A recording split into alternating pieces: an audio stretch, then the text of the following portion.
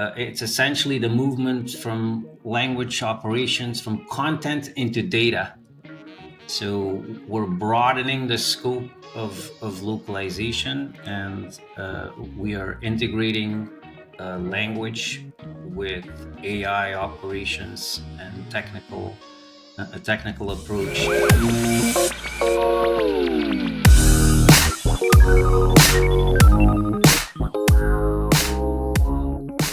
Welcome back to BoostCast. Thank you, everyone. My guests today, Stefan Huyghe, Director of Community and Social Media from the LangOps Institute, and Kareem Alnassag, Technical Director from the LangOps Institute. Super excited today. This is, in my estimation, every once in a while, a new movement happens in the language industry, and I am super excited to share the LangOps story with you all today with my two fine guests here today. And welcome, gentlemen. Thanks for joining us here on BoostCast. Thank you for having us, dear. Thank you for having us. I'm staying up late just for you guys today. How's that? I super appreciate it, Stefan. You know, the lengths that you go to support me. I love it. I know. I love it. Well, and Stefan, you and I orbit each other a lot at different events and everything. So we do have some history there, and always enjoy catching up with you to find out, dig up what you're seeing in the industry. And so it was fantastic to find out that you were, have joined the LangOps movement, and introduced me, of course, to Kareem, and we had an opportunity to chat about the organization and the institute. And I thought, a lot of people probably unfamiliar with LangOps, and so maybe the first thing we do is sort of, since LangOps is still a relatively new term in the industry, I was hoping that you guys could define it in simple terms for those of us that are in the audience that may be unfamiliar with the term or the movement. I can give you the short definition and the long one. We'll start with the short one maybe first. It's essentially the movement from language operations from content into data. So we're broadening the scope of localization, and we are integrating language with AI operations and a technical approach that allows us to do a lot more things in a holistic, scalable approach that is AI driven and data driven in its decision making. And it allows for language to have a much more strategic role than it had under the traditional localization. That's maybe in a nutshell what it is, but I'm sure we're going to deepen that out a little bit in the next hour. Kareem, you want to add something to that? Just one other thing is that all the things that Stefan mentioned also means accessibility at a larger scale for all stakeholders, both internal and external. When we say LangOps, we mean everything that is related to language, which is what everyone uses in their day-to-day work. So, as Stefan mentioned, we're moving from content to data, but we create the data and language and how we operationalize this and make it accessible to everyone so that everyone is on the same page, and have easier access to customers and everything. That's one of the main things about LangOps as well. Yeah. Yeah, well, when I first heard the term, I paused for a second, then I thought about it. I'm like, certainly in the technology sector, the concept of DevOps, development operations, has been well accepted, and I think one of the areas that our industry, has perpetually struggled in is identity within, the larger schema of the corporate world, and inserting us into a mindset, of the corporate buyer or the private sector and the government sector to think about language as component to the mission moving forward. And so, it really resonated with me that, let's call it LangOps, and let's get it into the collective unconscious of business and industry as a term that they can identify, exactly what it means. So maybe you could paint some color on how this LangOps organization, what inspired the creation of the movement, and maybe some of the key challenges in the language industry that inspired its creation. How does it differ from some of the traditional, more historical localization translation stories in our industry, and the initiatives and strategies that have brought us sort of to this point? As much as we have called it localization over the past, say, 20 years, beyond our industry, there's very few people that know what localization is, and everything is really still rooted, if you want, in the translation, in the translation sector. And what we're doing with technology and what we're about to do with technology right now is going to go way, way, way beyond just translation. We were for the longest time moving content from one language into another. That's a one directional flow of content. But with the technological capabilities that AI brings along, that is sprung wide open now. And we're going to be quickly in an era where our customers are going to be talking back to us. And thus, the flow of content is going to go both directions. And we're talking about something that looks completely different, both from an output point of view and the different mediums that are going to be employed. Companies that are going to stay with the times are going to have to adapt and be ready to talk to their customers in real time in a way that was unimaginable before. I actually was talking to somebody in Seattle a couple of months ago that works for a big gaming company, and they're experimenting right now with gaming modules in which you'd be maybe working in Australia or playing in Australia on a game, and Kareem might be talking Arabic to somebody in Montreal who is speaking in French. And with the adaptations that the gaming industry is doing right now, they would never know that from each other that they would be speaking a different language, because Kareem would be listening to that person in Arabic, although they would be speaking into the microphone in French Canadian, and in the other direction, the same thing. So we're going from one directional to bi-directional to multi-directional. Omnidirectional communication is really what's in the future, and that's a model that completely sets our traditional workflows on their head. So you have to give that kind of thing a different name. I think it's not localization anymore, because it deals with all kinds of different technologies and output factors that we're not used to. Additionally, there's new technologies that are going to come into play that are going to be based on language, but that are much more data driven. We can talk about things like heat mapping and other data derivatives, so to speak, that take us way outside of the scope of traditional localization workflows. Yeah, I couldn't agree more. And you're right. I mean, the immediacy now by which we have the means to communicate, in all different settings. Love that word, omni-channel, omni-directional. Yeah, that's a huge thing to put out there, because it is true. I mean, you're absolutely right. My son will play video games with friends in San Francisco and in Switzerland.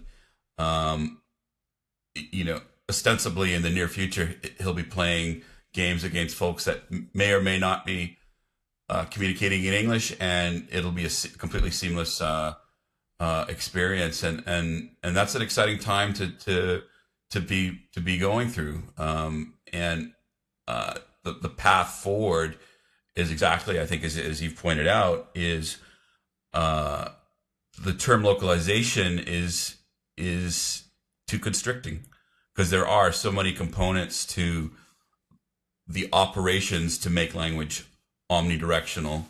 Yeah, I love it. What do you think? I'm not the host here. I know Dieter, but it just uh, prickles my interest to know what you think are some of the evolutions in interpreting you think that this technology could bring along that we haven't seen in the past. Yeah, absolutely. Well, obviously, I'm very keen to see where interpreting as, a component of language operations, where that fits in. And I definitely feel intrinsically motivated to chime in and contribute to that conversation. We're already seeing it right now with the tools where interpreters, particularly remote interpreters, are leveraging technologies to caption what is being said. Real time, multilingual, simultaneous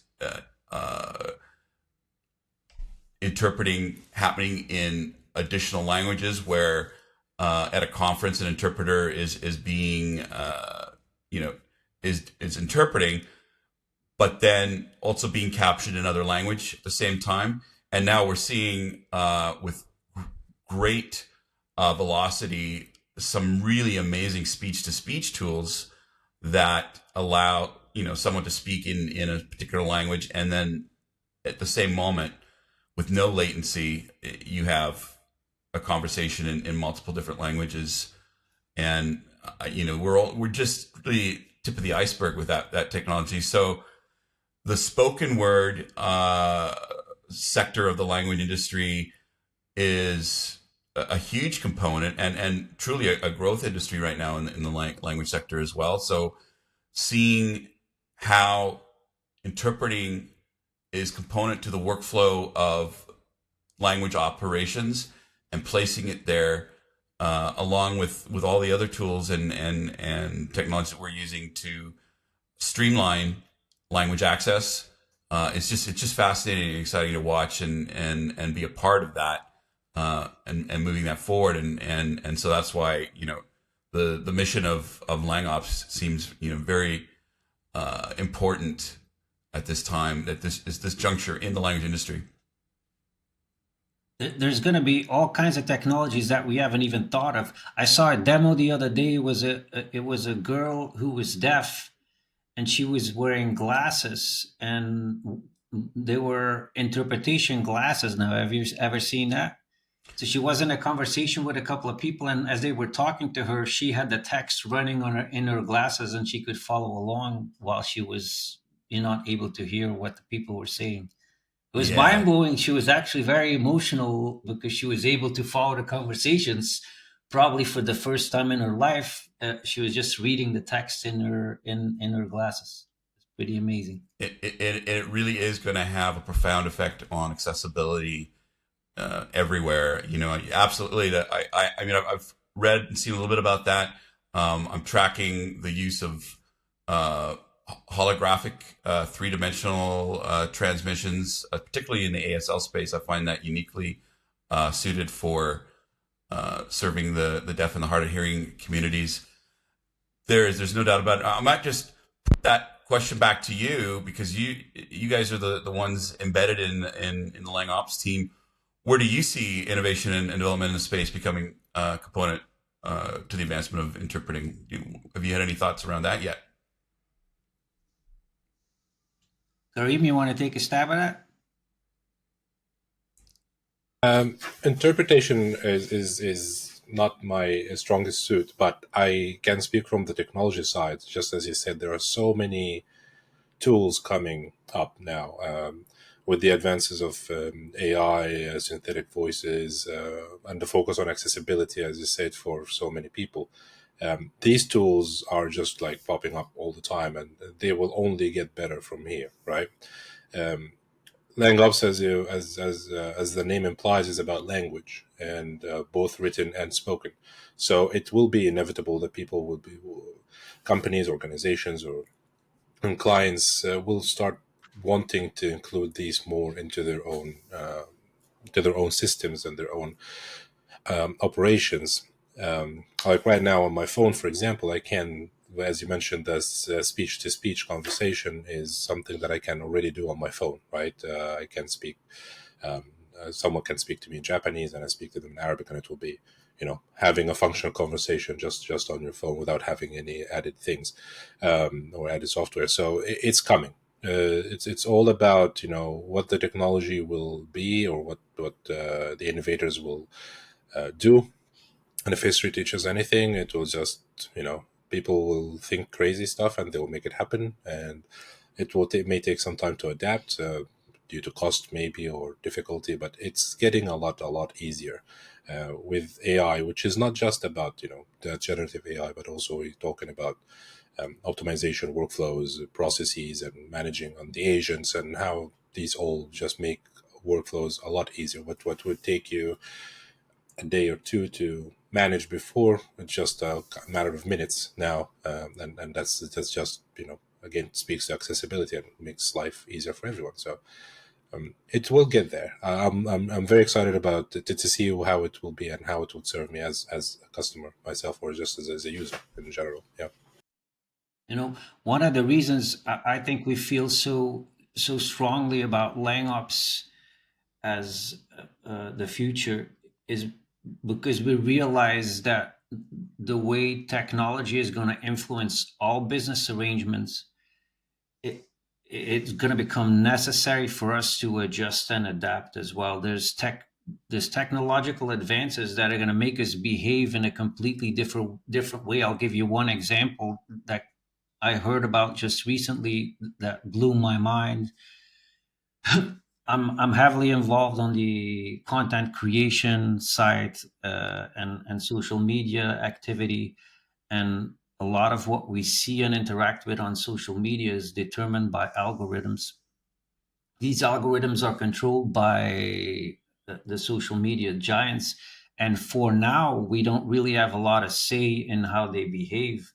However, I foresee a future not too long from now where we will maybe have open source algorithms in which we can move the levers in a non-complicated way to determine what we're going to be interacting with and what we're going to be seeing much more. There's a definite trend throughout the business community to more personalization, and the word hyper personalization is often used.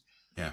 I think that's something the localization industry is going to get sucked into heavily as well by default, because we've been in customer relations the whole time, and now it's becoming even more important. All these influences are going to make it so that we have to move along with the technologies and adapt. And the way we're going to be consuming content in the next 10 years is going to look vastly different than the way we're doing it now. I think people are going to get a lot pickier. It's often said that our attention span is getting shorter.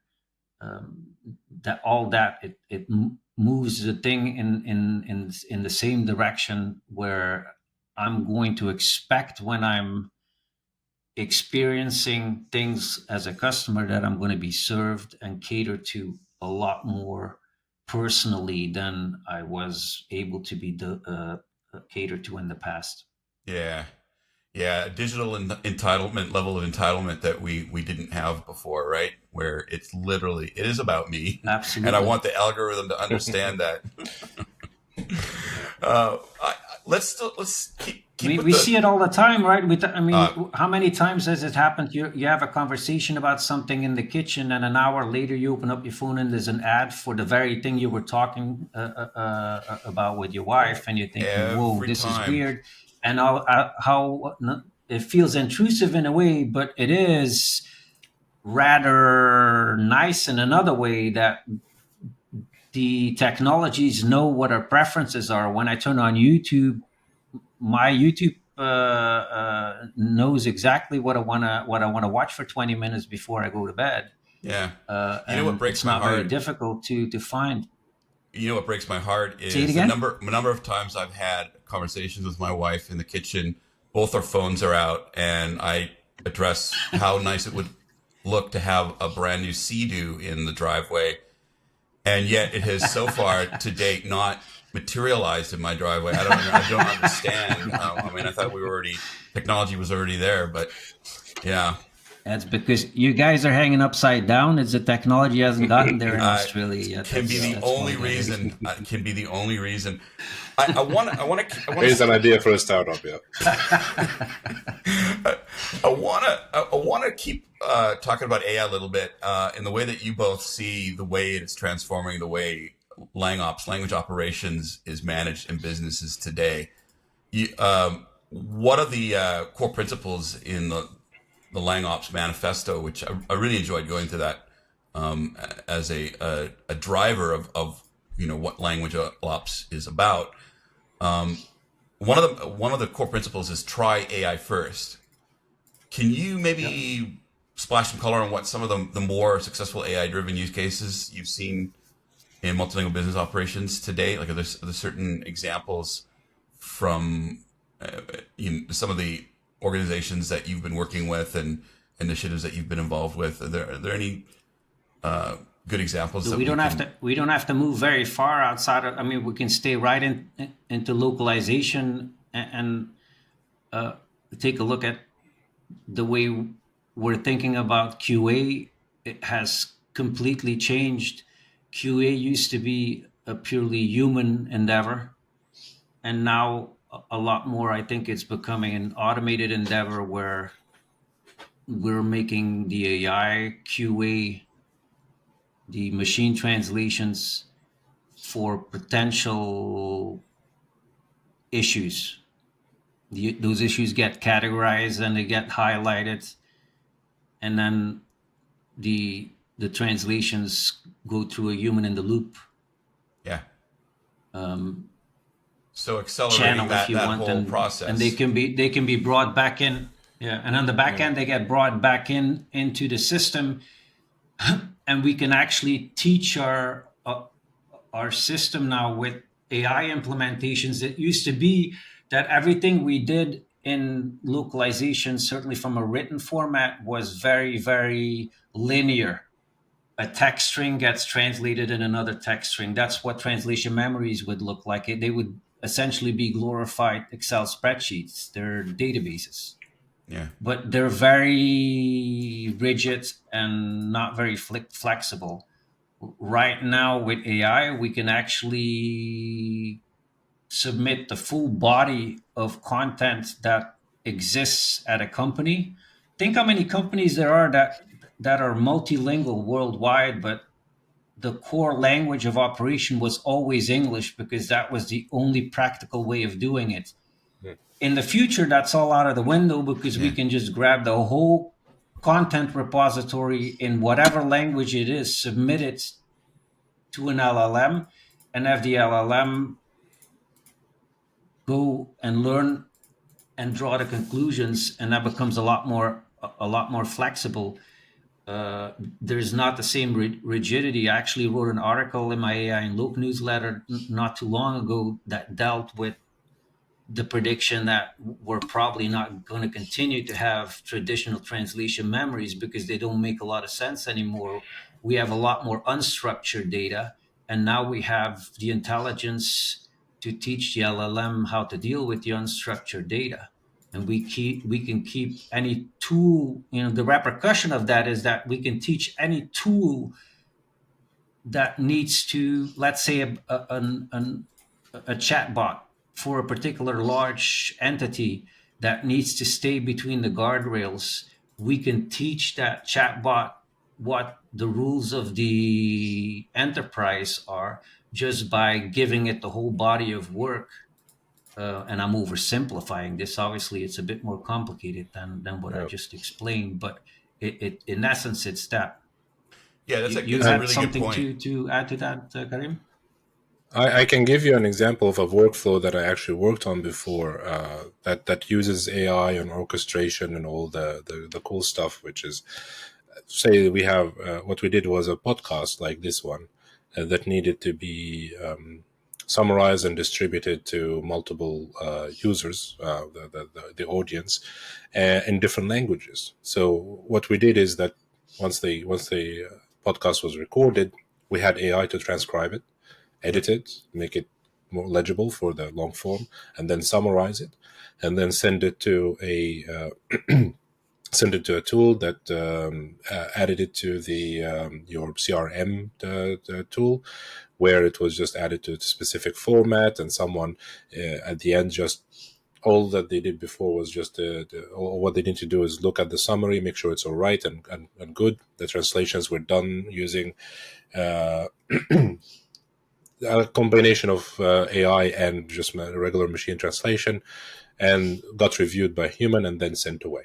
A whole process that used to take, like, as I said, a couple of days probably just to get this thing done, was done in about 10 minutes until it reached the human. So from transcription to human was about 10 minutes or so.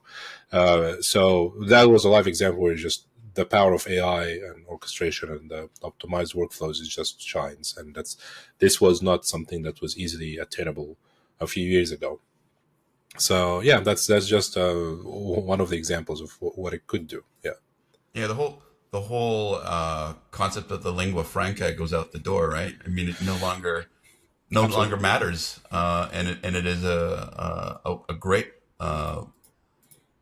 leveling of the the playing field, right? Where Yeah. we can communicate quite seamlessly and almost effortlessly with these new tools to really have everyone participate in the conversations that are happening and in the decisions that are being made and contributing to whatever communication is required in those moments. So yeah, it's definitely, and it's happening at a fever pitch these days. I am. It's really hard to keep up with these days. Sometimes I definitely see Yeah. that. It's it's not going fast enough. To I'm one of those people that raise their kids bilingual. So I raised my son French and English, Yep. and he he still tells me that he doesn't really need to practice his French because he'll get one of those chips that you can, and they'll be speaking all the languages. Yeah, I don't. I never say never on any of that stuff. I definitely do not. One of the other LangOps principles that I noted was understand all customers no matter what language they use, and I think that sort of piggybacks on what we've just been talking about. Are you able to maybe share some of the practical steps that organizations, companies might take to make this LangOps vision an actual reality?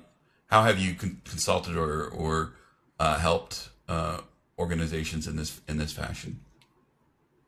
I think that particular principle is something that I have Jochen Hummel heard talk about quite a few times, and I really like his take on this. So I'll paraphrase it. Sure. A lot of times, the companies in localization are solely focused on making you understood, but LangOps is really about understanding your customer in all circumstances, and it specifically focus on the bidirectionality of the communication flow that we have not been servicing in the localization industry in the last, say, 30 years. It's been a broadcasting function that we've been supporting, and that's what's fundamentally changing in the workflow. It's going The communications are going real time. That was never possible. There is an enormous amount of content that is being translated right now. people are always surprised when I say this statistic, but there's 99% of the content that's being translated today is being translated in some kind of an automated format. I think it's most surprising for the many translators that are still active in our field, because they feel the pinch very heavily now, but I think they're actually in a pretty good position because the amount of content that is being translated is exploding because of the technological capabilities. And while the sliver of content that needs human interaction is very thin, since the amount of content is growing so much, there's going to be enough work for translators for a long time to come. They might have to adjust, and they might not be doing the same repetitive, boring work in the past. But if they're willing to adapt, I think that we're still going to see a lot of human intervention, and possibly also a lot of new potential jobs for linguists that weren't necessary in the past, that now will have more to do with keeping the LLMs in line, so to speak. So I don't know. I veered off of the core of your question a little bit. Sorry. I was Go going to say ahead. that's a very, very important message to give. I find myself joining in a lot of conversations about the current state of enrollment and engagement in the language, learning space, post-secondary education, universities. Enrollment is down. There is a palpable concern that students are choosing not to pursue a career in language, and I think this makes a profoundly important statement around, hey, listen, the jobs are definitely going to be there, and they're going to become even more important. Just going to require some, up technology lift in your skills a little bit, and therefore it's going to be important to get these technologies into the schools and get some hands on with that for sure. But the premise that the demand or the need for the professional linguist not going to be there, I think that's we need to course correct that and steer that ship back around again, because I think more so ever than before, there will be demand for professional linguists and students learning how to use these new language empowering tools. Yeah. And if I can piggyback on that argument, Dieter, for a second, that reminds me of another thing that really plays heavily into this, I think, and it's the movement towards continuous localization and a continuous flow of data that needs to be updated. When I was interviewing Marina Markowitz from Yahoo a couple of months ago, we were talking about how a lot of the content that's being translated right now, just a couple of years ago, would never be touched because it would be ineligible to be translated, because waiting to translate it or having to wait to translate it a couple of days would take too long. It would be outdated by the time we could localize it. Yeah. Nowadays, those content flows are in a continuous localization mode, and the content is continuously updated in a bunch of languages and checked for quality assurance, maybe in different ways as well. Scott Schwalbach told me a story a couple of years ago about how they're doing quality or are they how they are not doing quality assurance. I believe he works for Amazon. Forgive me, Scott, if I'm getting it wrong, but it's one of the big tech companies, and they essentially are not doing QA in a traditional way on a lot of the content anymore. They check the interaction, the content causes or the how shall I say, the engagement is the word I was looking for. They check the engagement levels of the content, and if the content gets a serious dip, for example, that might be cause for somebody to go take a look at whether the quality has an issue. Or they also have feedback channels in which somebody can leave a comment, and at that point, they will go check the QA levels, so to speak. So all these new technologies, they are getting us away from the traditional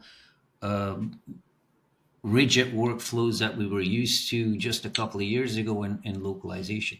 What do you feel are the bigger or the biggest, excuse me, what are the biggest barriers to the adoption of a LangOps framework?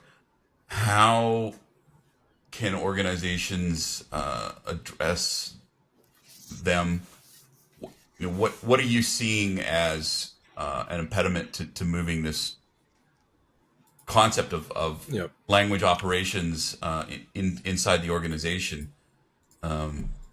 What are some of the what are some of the barriers or impediments to moving this forward? What do you see out there?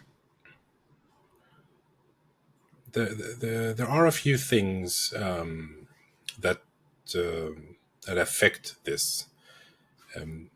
Maybe one of the first things is the traditional view of localization as a last step into the workflow of the work that we do, which, as anyone who worked in localization or any language industry, any language related field, we always try to promote. No, it doesn't. We shouldn't be at last step. We should be thinking about this from the start. You have to. There are so many things that you need to think about before you do this, and this is something that successful organizations implement, which is like, okay, localization is important. When we need to do this, and when they listen to the experts on the field, they start doing implement these things, and you'll find yourself that the process is integrated from as it should. That's why it's always important. One of the biggest things is getting the buy-in from the whole organization, especially the executive level, to understand what is language operations or localization. Localization is, due to the history, it's a bit limited now as a term into like what it means and what it represents. So it's more about LangOps, language operations. Yeah. All your content, all the stuff you do, and all the things you do have to be considered from the start. So it requires a big buy-in from the top. Another thing is understanding how to implement the LangOps the LangOps operations properly for your organization, right? A lot of people jump on the AI wagon and it's just like, okay, let's do it, let's do the AI and all this stuff. And it's just like, okay, that's fantastic that you have this enthusiasm about it, but what is the right implementation for you? What is the best way of doing this for your needs and requirements? So that's another thing. Like there should be a bit of careful planning into how we do this, and it's an iterative process, as with anything really. That's just we try this. If it doesn't work, we fix it, we change it, we do, and so on. So I think the biggest obstacles, just to recap, is like changing our view towards language as a general. It's not a fine asset; it's an asset that you need to invest in. And just get the support and the buy-in from everyone into your organization to make this happen, because without it, you really don't have much collaboration going on. So that's the technical challenge, Kareem. But yeah, I spend much of my days on the marketing and sales side, and so I think there's an additional challenge for the LangOps movement in this sense, that typically the people that we've had interaction with are those that are active in the localization field. When you're implementing LangOps technologies, specifically when we're talking about large language models, and we're talking about activities that are going to involve all the data of the company, not just the translation work, but all the content and all the data activities that are going to be mining that data and doing activities way beyond what the traditional localization involvement was. When we talk to the people in localization, they realize quickly that any LangOps initiative is going to involve a lot more levels of management at a company than there would be necessary to do localization activities for. So I think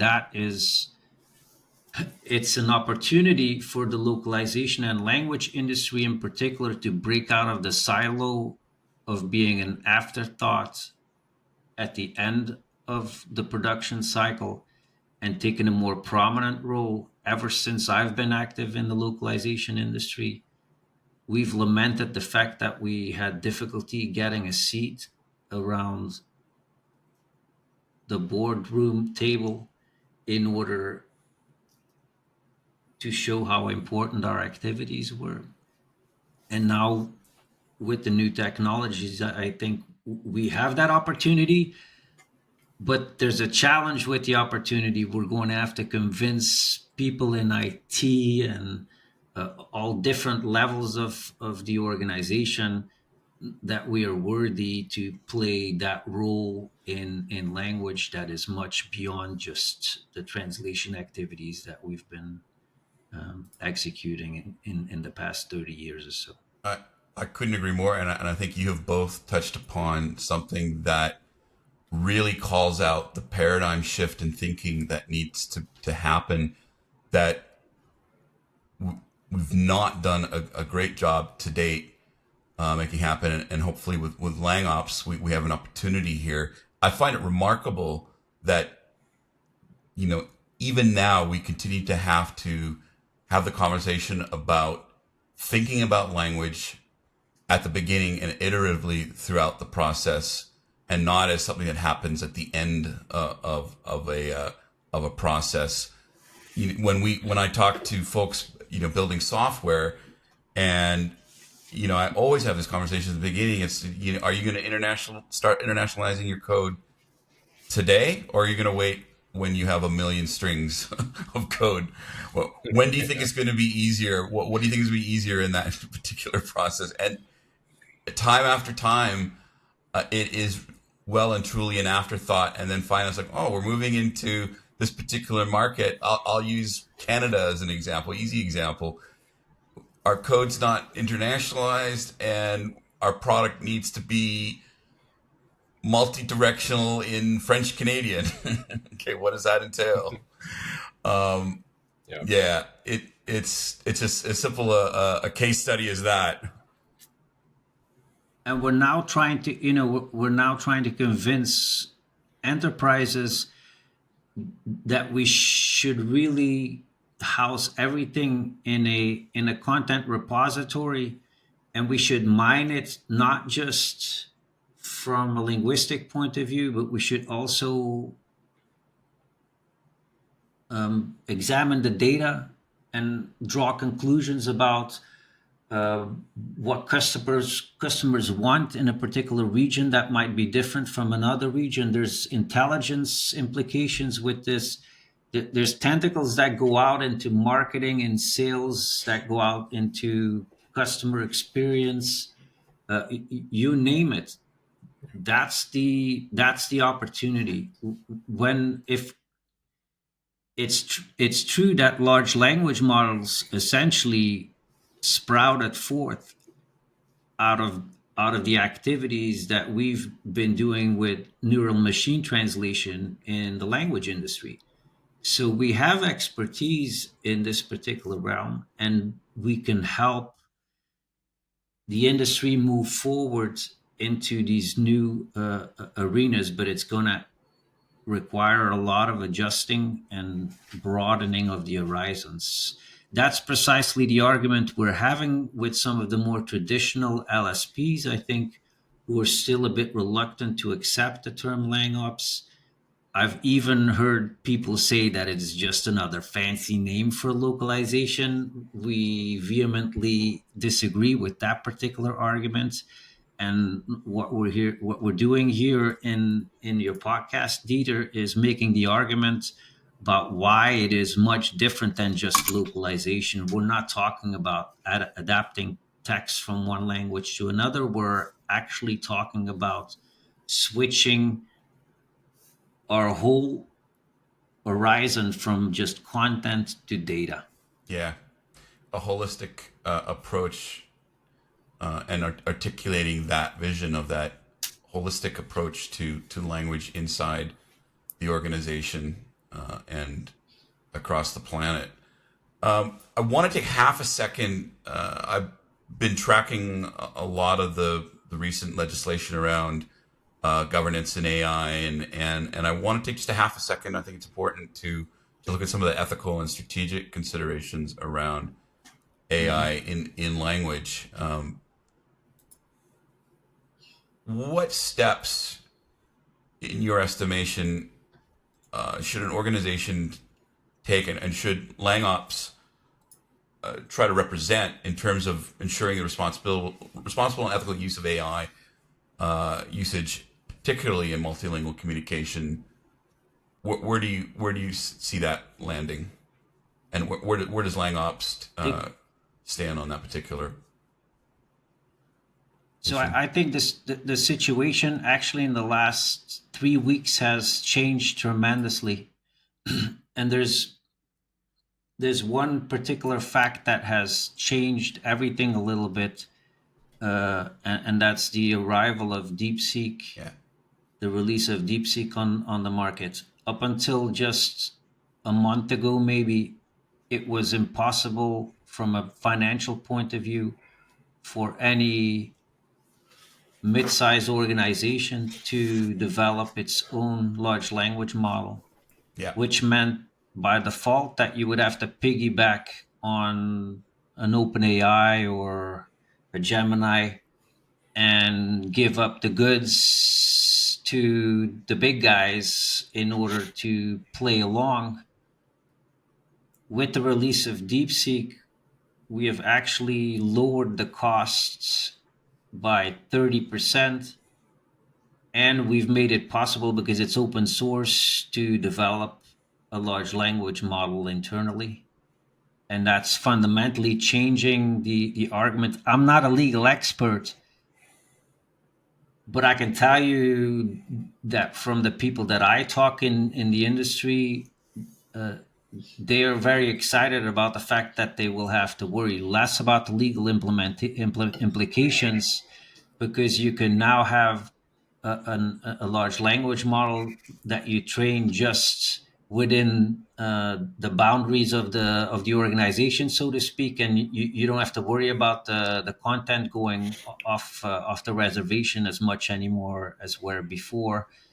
With so many of the implementations we see in localization in particular, people are just tapping into the big LLMs like Gemini and OpenAI. And Yeah. so hopefully in the future, this will become less of an issue, because people will be able to do that kind of development in-house and train a smaller large language model just for their particular organization without having to worry of losing the data. Yeah, and in addition to that, on the ethical side, there are regulations now that require any company using AI at any capacity to train their employees on using AI, so that they don't fall into any of the problematic practices around the usage of that. Some of the, like just mentioning DeepSeek, is actually I got in the news a couple of days ago. It says banned in some big companies here in Australia, banned by the New South Wales government, for example, and so on. So there's lots of concerns around how it's going to. The idea is how to navigate through that and how to use it properly. It's something that I think it's an emerging field of ethics into this age, and a lot of people will need training or need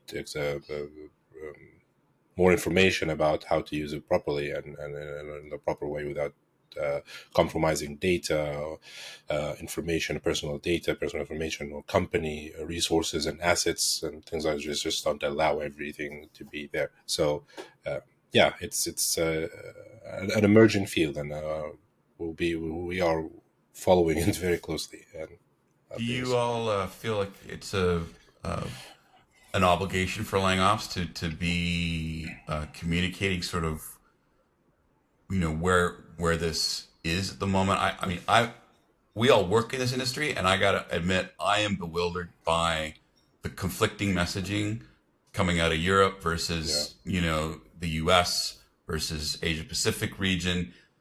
The posture, the AI governance posture of different governments right now is so hard to track, and it has changed from one day to the next almost. Tracking the AI summit that just happened recently, this past week, the message is almost like, "Don't worry about it," coming from the U.S. side of the fence, and then I look at some of the compliance and governance. You're not going to make us talk politics, right, Dieter? No, I won't. I won't take us down that rabbit hole. But I will say that I think for the organizations out there that are deploying AI multilingual solutions, I think it becomes more and more incumbent upon organizations like this and those of us in the language industry to have a handle on where this is headed and provide maybe some guidance on it. Absolutely, I think the onus is on us, since we are in it, to win it, to own it, and provide at least as close as a fair and balanced view of this as we can. Right?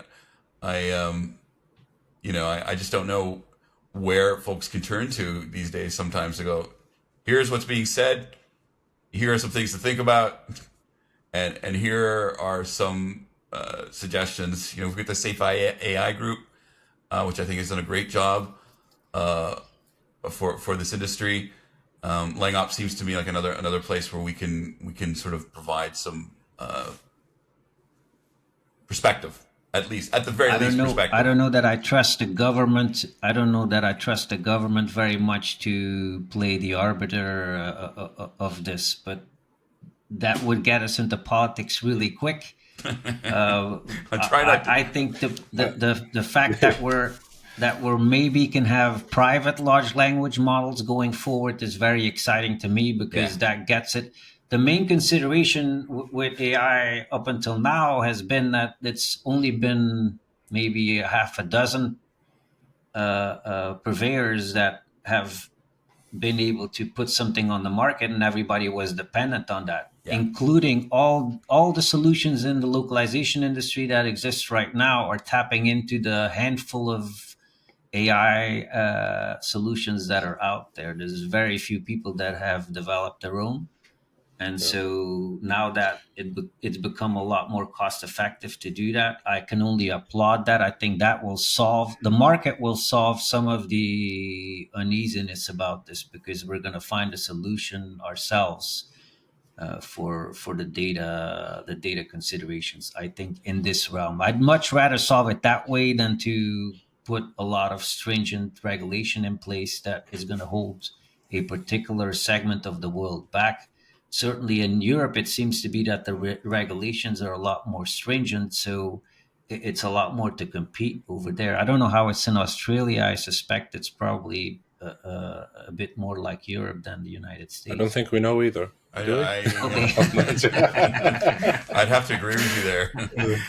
I think most regions are trying to get in front of it, but it's absolutely Yeah. true. And the idea of democratizing, the LLM space appeals to me. I also am Yeah, me too. terrified of robots with Yeah. flamethrowers on their heads, Yeah. who Well, have it's going to be. It's going to be, I feel like, at this stage that we're in, it's going to be very heavily lenient or leaning on the organization itself to figure out what's the best way to navigate this new reality with in compliance with the existing laws and regulations, so that it's not just on us as language experts or language people. It's also on the legal and privacy people and technology, how we're all going to work on this and just figure out the best way to do it within the current regulations, and maybe predict some of the problems that could happen in the future that we're probably not aware of now, and try to anticipate them and just put some measures until these privacy issues and concerns are actually more pronounced and more established and easier to understand. It's unfortunately a very tough job for the organization itself to figure out how to do it, and that's the reality of it at the moment. Yeah. I think that's a fair assessment. But before we head on out of here, there's a couple more things I want to jump into, and I wanted to get to in our conversation today. The One of the stated missions for LangOps, particularly the LangOps Institute, is to be at the forefront of investing in research and innovation. And I wanted to maybe talk about some of the emerging trends and technologies that you two believe will define the future of LangOps, and maybe some more detail around what that means for LangOps in terms of investing in research and innovation. One of the advantages of working at the LangOps Institute is that you get to see some of the people that are working on the newest technologies and get an idea of what's coming down the pike before everybody else. So Yeah. I really like that aspect of it, and I know in our launch event, Joe Grassa from Umbabo actually verbalized it very well. He said, and I'm paraphrasing, he said something to the effect of, "I'm super excited to see the first provider come up with a real, true LangOps platform." I know at least three organizations that are working on what I would call a true LangOps platform, something that goes way beyond the regular realm of translation, and is focused on things like automated content creation and integration with chatbots and content repositories and connected large language models that sift through data and provide data points and capabilities to the companies that will implement these systems that we have not seen before. Those are the kind of things that I can't wait to see those be put into practice, and see the evolution of that in the real world, rather than to just observe it from afar right now and kind of getting a taste of what the future could hold. I think it's super exciting, and yeah, the world is going to look vastly different, I think, from a customer experience point of view. In particular, in the next 10 years, I think our minds going to be blown away by what technology is going to offer us in the short future. Yeah, as Stefan said, we are lucky to be exposed to the latest and greatest in the LangOps fields, and the companies that or technologies that are aspiring to be more on the LangOps side and adopting this mentality. My favorite technology that I think is going to change the way we operate a lot is the orchestration technologies, things that technologies or platforms that provide you with integrations that you need to make whatever you dream of happen. And I say that like not exaggerating, but it's basically just it is such great tools that enables you to connect all these different components, all these different technologies together in a way that, as I said, reduces your workflow from a couple of days to 10 minutes. Not exaggerating on that front either. So that's very exciting, and it will get in with more adoption of the API mentalities and people developing their own APIs, their own technologies to be easier to connect with other technologies. This will only grow bigger, and the features will be just fantastic. And for any company of any size, this will be an extremely useful tool set that will be used. So I'm really excited about what's happening on that space. Yeah. I was just going to say, when I look at the list of folks connected to or part of the LangOps movement and institute, it's like a who's who of thought leadership in our space. It's really an amazing, diverse cross section of folks that are doing super cool things, like you said, in our space. And so I don't doubt that you both will have a view into the future of language technology and operations. I thought it might be, before we jump out of here, maybe important to, I'm interested to hear about what's next for the LangOps Institute. Any cool upcoming events or Yeah, partnerships or things like that? I I definitely wanted want to to get make that a on the calendar. yeah, I wanted to make, before I do that, Dieter, I wanted to say, and maybe use your platform to do an unbridled pitch uh, for people that are interested in LangOps, and I truly hope that maybe BoostLingo is going to become a visionary partner of us in the near future, and work more closely with us. But I think there's a real opportunity for any organization that's interested in LangOps and what the future has to offer for the language industry, and has an interest in moving forward. There's a real opportunity to join us as either a visionary partner or at least become part of our community, so that you can be part of the conversation on LangOps, and get in on some of these technologies that we're going to be teaching. We have a free webinar coming up On the on 18th. Tuesday. That's Yeah. kind of a primer, if you want, for people that want to get an idea of what LangOps is about. And that will be a free webinar run by Pascal Tremblay. I will be doing a post about that tomorrow morning. So if people want to check, they can check my profile on LinkedIn. And yeah, there's all kinds of Okay. classes coming up as well that are going to be super interesting. If you stay connected with me or Kareem, you're going to be in the know about those, and get informed on LinkedIn. Yeah, fantastic. I was going to Yeah. say we probably should make a distinction that there's the LangOps as the organization and movement, and then there's the LangOps Institute. Maybe you can provide a little more contrast for the folks joining us today Yeah. on that. So the LangOps Institute is really the educational arm of LangOps, and we have made a conscious decision to gather some of the foremost experts in AI and the technical advanced technologies, in order to be able to give classes, and make so that people can get educated for the future, and also to put the right thought leaders in touch with one another. At the Institute, we're trying to build a group of forward thinking companies that can collaborate with each other, that are going to get certified in some of the AI technologies through the LangOps Institute. And with that certification, the LangOps certification, they'll be able to get business in the new economy we envision. Fantastic.